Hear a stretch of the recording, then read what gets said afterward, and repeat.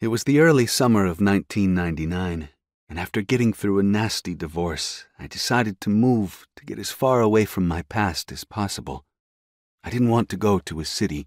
Instead, I desired peace and quiet, somewhere in the countryside, away from people, lights, pollution, you name it.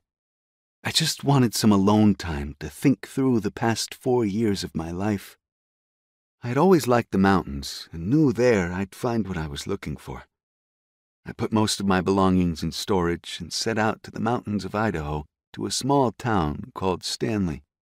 I found a trailer to rent and settled in right away. I hadn't moved into the trailer for a week before I was awoken by a loud slap on the outside. I shot up and looked around, but couldn't see a thing, as it was pitch black. As anyone who's lived in the mountains can attest, when there's no moon, it's incredibly dark outside. Of course, this makes for spectacular stargazing, but seeing anything without the aid of a flashlight? Impossible. I sat there and listened for a repeat sound to make sure I wasn't dreaming, but it never came.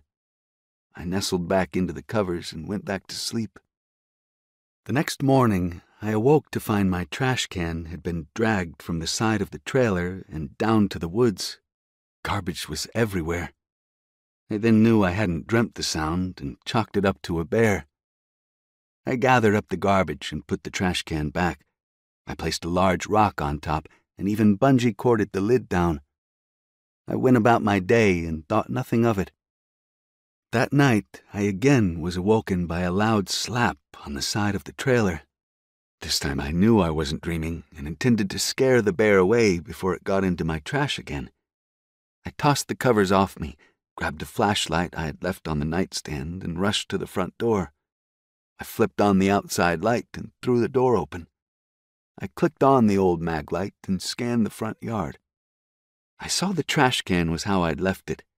I continued to wave the beam of the light around, but saw nothing. Thinking as if the bear could understand me, I cried out, "Don't come back, you hear?"